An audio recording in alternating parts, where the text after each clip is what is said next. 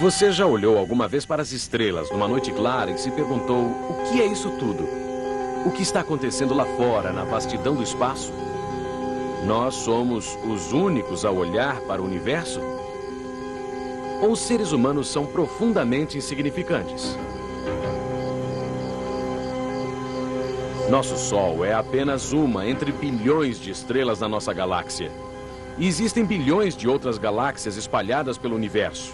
Em termos de espaço, nós somos realmente uma partícula no infinito. Com o tempo, é muito parecido. O universo tem existido por mais de 1 bilhão de vezes do que você ou eu. Nós somos, de acordo com a filosofia hindu, apenas um piscar do olho de Deus. Desse ponto de vista, nós realmente parecemos insignificantes. Entretanto, de outro modo, nós e os tempos pelos quais estamos passando, estamos longe de ser insignificantes. Nunca, tanto quanto sabemos, houve nesta Terra uma espécie que pode mudar o mundo como temos feito. Nunca tanto foi possível. E nunca tanto esteve em tanto risco.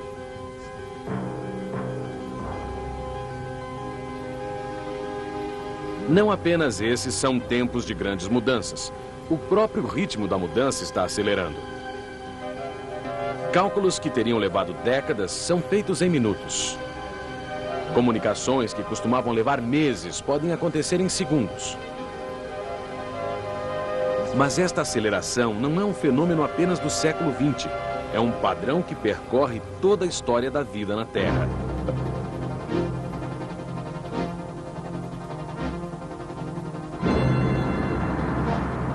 Imagine os bilhões de anos da evolução biológica registrados na lateral do World Trade Center, o prédio mais alto de Nova York, com 400 metros de altura. As células vivas mais simples só aparecem no 25 dos 108 andares do edifício. Células mais complexas aparecem em torno do andar 70. Organismos multicelulares surgem 10 andares acima deste. Os peixes aparecem no andar 97 e se arrastam para a terra firme no andar 99. Dinossauros reinam do andar 104 ao 107. Mas os mamíferos vivem apenas na cobertura. Para encontrar a nós mesmos, precisamos olhar muito mais de perto. O Homo erectus aparece a apenas umas poucas polegadas do topo. Levou 99,9% da jornada de evolução da vida até este ponto, mas a humanidade está apenas começando. A 1/4 de polegada do topo surge a linguagem. Aproximando de novo, nós encontramos as primeiras civilizações a 1/100º de polegada do topo. A Renascença surge no último milésimo de polegada. E toda a história moderna ocupa menos do que a espessura de uma camada de tinta. E nessa camada de tinta, a evolução da cultura humana continua a acelerar. Aonde quer que estejamos indo, estamos indo rápido.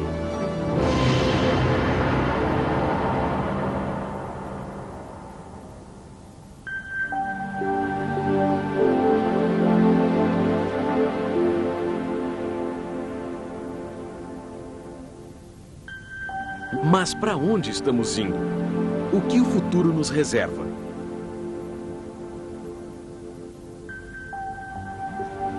Normalmente, quando olhamos para o futuro, nós o fazemos em termos de desenvolvimento físico, em termos da superação de limites tecnológicos e científicos ou mudanças ambientais. Ou, se olharmos bem adiante, em termos da nossa evolução biológica. Mas também podemos olhar para o futuro em termos de desenvolvimento interior, a evolução do nosso pensamento. E essas mudanças internas poderiam vir a ser muito mais significativas do que qualquer desenvolvimento externo.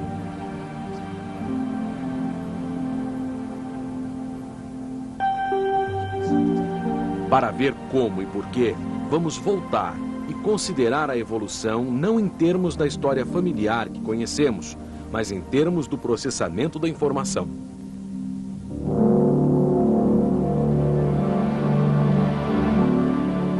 No coração de toda a vida na Terra está o DNA, um banco de dados genéticos tão compacto que, se a informação contida em apenas uma molécula fosse datilografada em papel, encheria um livro de 6.000 páginas.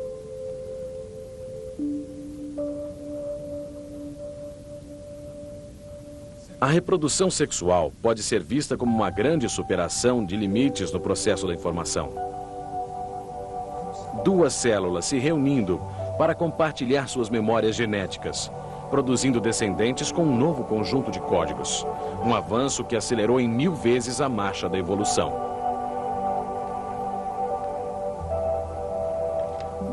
O desenvolvimento dos sentidos foi um outro grande passo. Organismos absorvendo informações dos seus arredores, tornando-se conscientes de seus ambientes.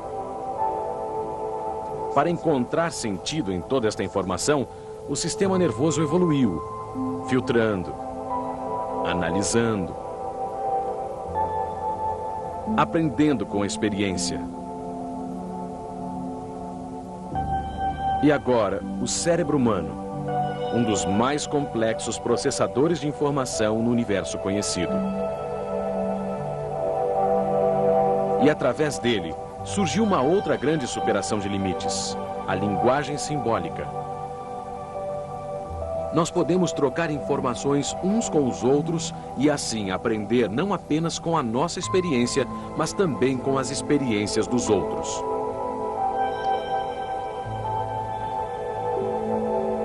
Limitadas apenas à fala, as nossas ideias não poderiam ir muito longe. Mas isso logo mudou na medida em que começamos a produzir as nossas próprias superações de limites no processamento das informações. A escrita nos permitiu registrar nossas experiências e passá-las aos outros de mão em mão. O papel nos capacitou a compartilhar ideias com pessoas em terras distantes. A imprensa tornou possível produzir em massa a palavra escrita. O telefone nos permitiu falar com alguém muito longe. O rádio capacitou uma pessoa a difundir suas falas para muitas outras. A televisão nos deu a habilidade de ver à distância. E agora, computadores e satélites nos levaram a um passo adiante, unir a humanidade numa rede de comunicação global.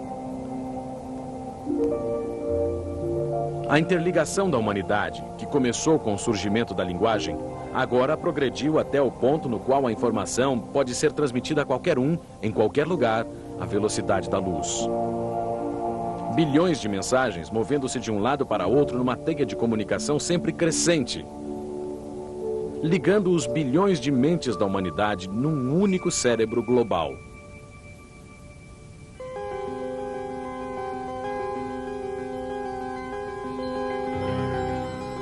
A linguagem verbal não nos permitiu apenas nos comunicarmos uns com os outros, ela também nos deu a habilidade de pensar sobre as nossas experiências. Nós não apenas vimos as estrelas, nós lhe demos nomes. Nós vimos padrões em seus movimentos e começamos a prever aparecimentos futuros e começamos a nos fazer perguntas. O que são as estrelas? Por que elas se movem desse jeito?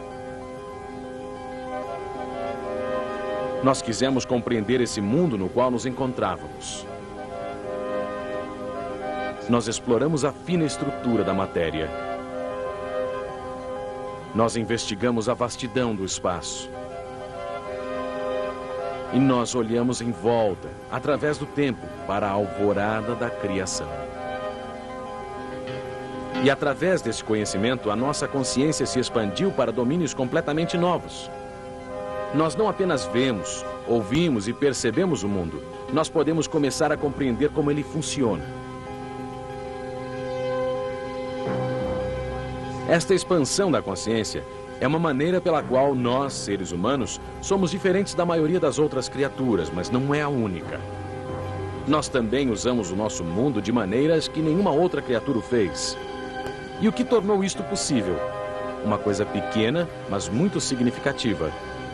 A mão humana, um dos órgãos biológicos mais elegantes e habilidosos jamais desenvolvidos.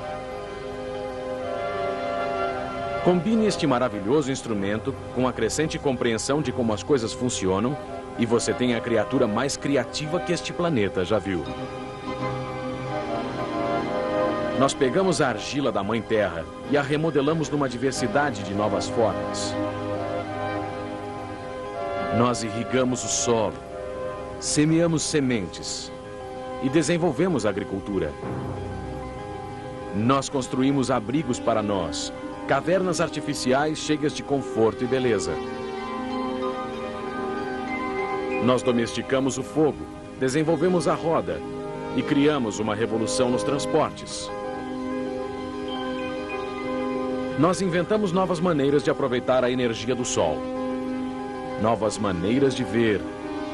Novas maneiras de manusear o mundo. Nós, inclusive, fizemos avanços que a revolução biológica jamais poderia ter atingido sozinha, a não ser em bilhões de anos.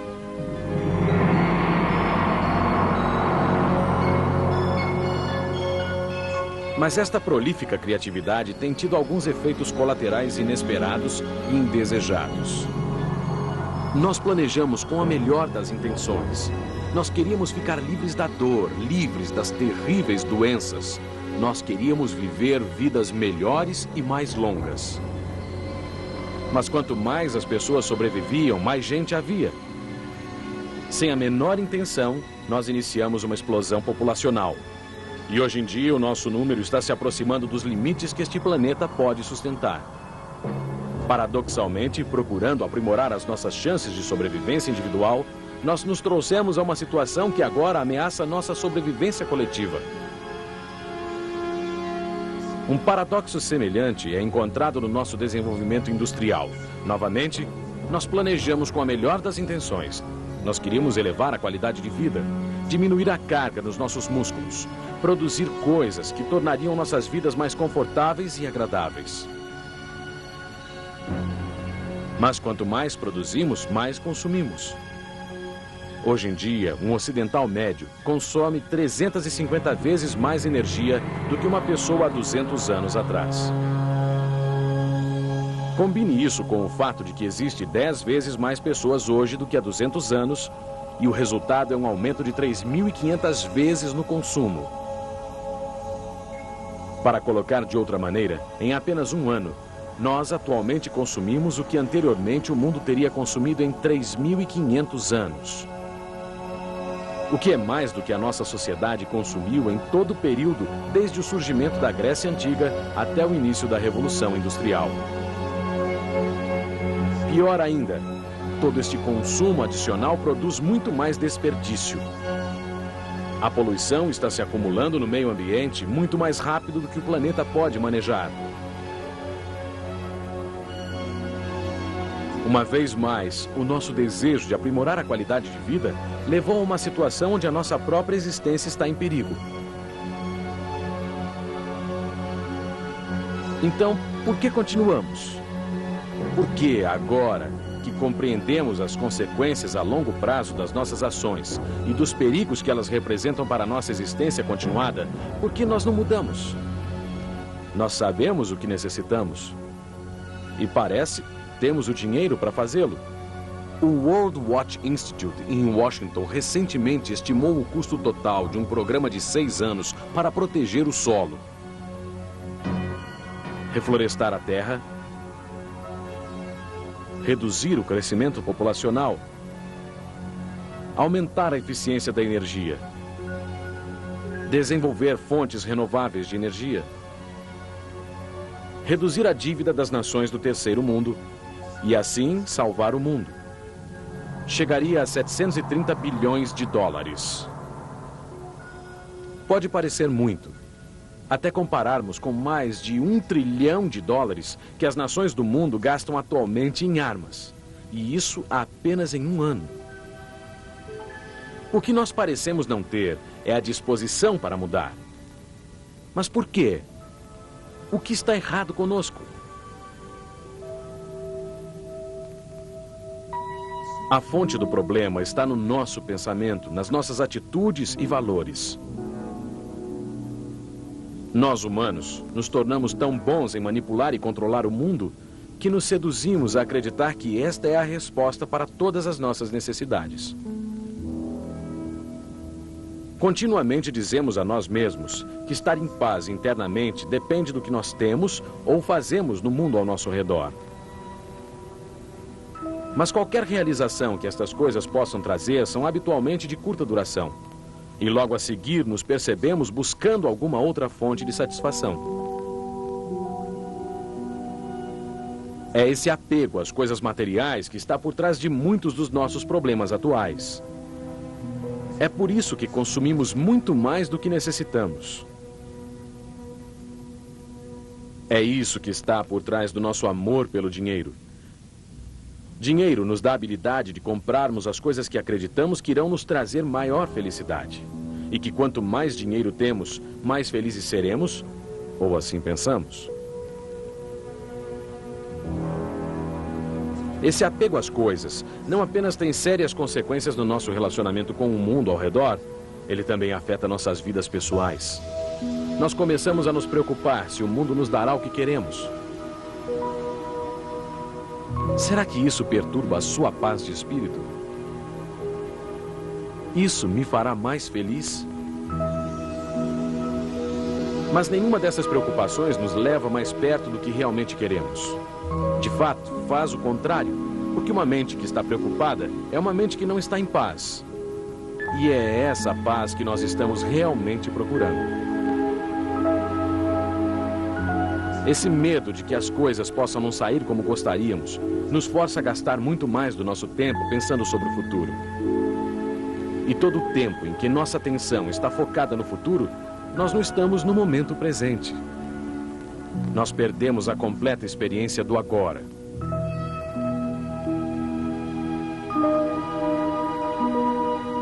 Toda esta preocupação destrói os nossos relacionamentos.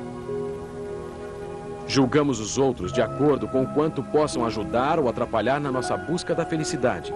Fazendo isso, nós tornamos a outra pessoa certa ou errada, digna ou indigna, santo ou pecador.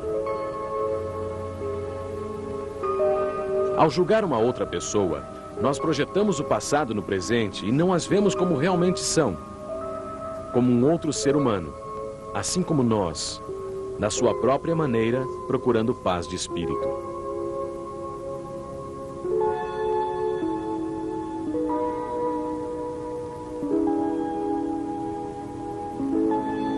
Mais trágico que tudo é que esse medo de que o mundo possa não ser como queremos nos leva a resistir à mudança.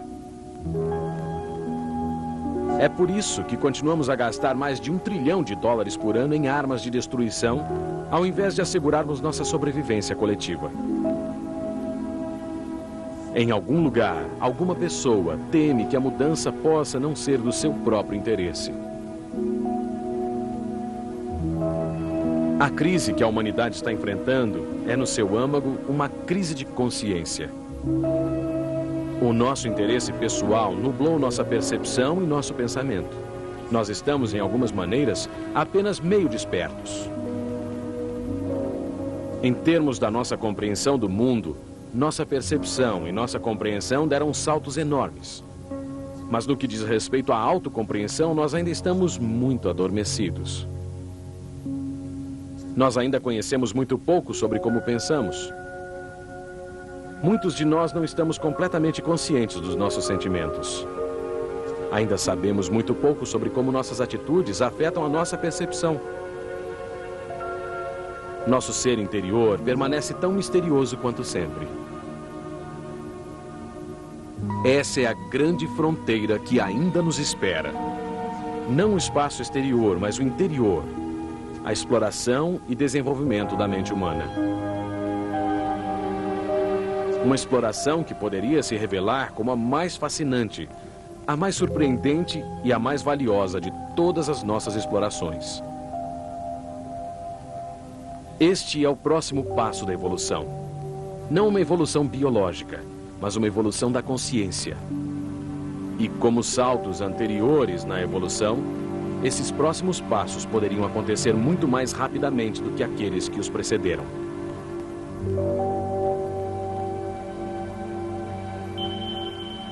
Como vimos antes, a evolução das células simples levou bilhões de anos. Organismos multicelulares evoluíram durante centenas de milhões de anos. A evolução dos mamíferos tem ocorrido em poucas dezenas de milhões de anos. O Homo sapiens tem evoluído por um par de milhões de anos. O mesmo padrão ocorre com a nossa própria evolução cultural. A linguagem e as ferramentas apareceram há 50 mil anos atrás. As primeiras civilizações há 5 mil anos atrás. A Renascença e a Revolução Industrial, ambas, ocorreram durante os últimos 500 anos. E a Revolução da Informática nos últimos 50 anos. É muito provável que a próxima fase do nosso desenvolvimento, a Revolução da Consciência, poderia acontecer muito mais rápido ainda. Não é um desenvolvimento que requer nenhuma mudança no mundo externo, apenas uma mudança na nossa percepção do mundo. E uma mudança de percepção pode acontecer realmente muito rápido. Ao invés de diminuir, o nosso ritmo de desenvolvimento iria acelerar ainda mais. Apenas que agora não seria o nosso desenvolvimento externo que estaria acelerando, mas nosso desenvolvimento interior.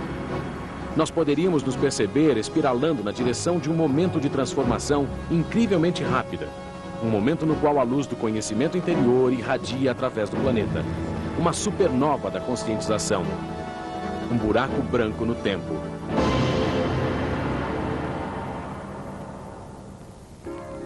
Uma presunção corajosa, talvez, mas quem disse que não é possível? É o que o padre paleontologista francês Teilhard de Chardin chamou o ponto ômega, a culminância da evolução humana. Um momento no qual devemos colher e utilizar as energias do amor e vir a conhecer a essência da criação. O que será preciso para darmos este salto? Precisamos encontrar caminhos para liberar nossas mentes das atitudes e crenças ultrapassadas que subjazem a nossa crise global, para nos libertar dos vícios materiais. É esse o desafio que agora enfrentamos todos e cada um de nós. Vir a ser menos autocentrado no nosso pensar. Deixar ir o medo e a preocupação desnecessários e ficar mais em paz dentro de nós mesmos. Precisamos aprender a estar mais no presente. Amar as pessoas, quem quer que sejam. Voltar ao momento presente. Trazer amor incondicional nos nossos corações. Encontrar a paz que ultrapassa toda compreensão. Essa tem sempre sido a meta dos grandes ensinamentos espirituais. Cada um a seu modo, eles têm tentado nos libertar do aprisionamento do nosso autocentramento, nos ajudar a descobrir a verdadeira natureza do nosso ser. Como um grande mestre colocou, seja tranquilo, deixe a mente aquietar o estímulo dos sentidos. E saiba como uma experiência direta, que eu, isto é, o eu interior, a luz da consciência brilhando dentro de mim, é a mesma luz que brilha em todas as pessoas, em todos os seres conscientes e através de toda a existência. É esse potencial para um despertar interior que torna a humanidade e os tempos pelos quais estamos passando tão significativos.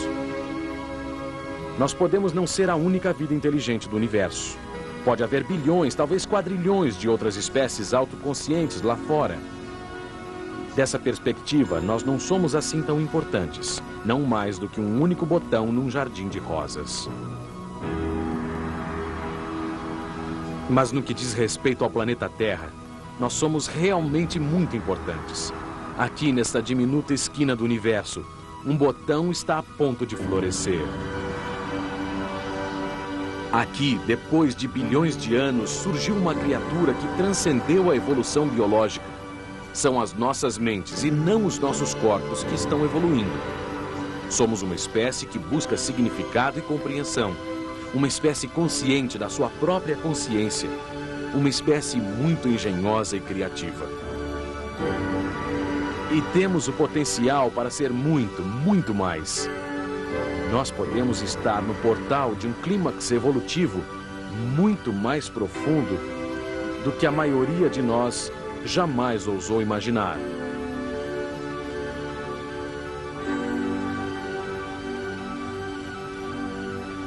Irá a humanidade dar este salto? Só o tempo dirá. Mas seria uma pena ter se esforçado tanto e ter vindo tão longe, e então perder o que poderia ser nossa coroação de glória.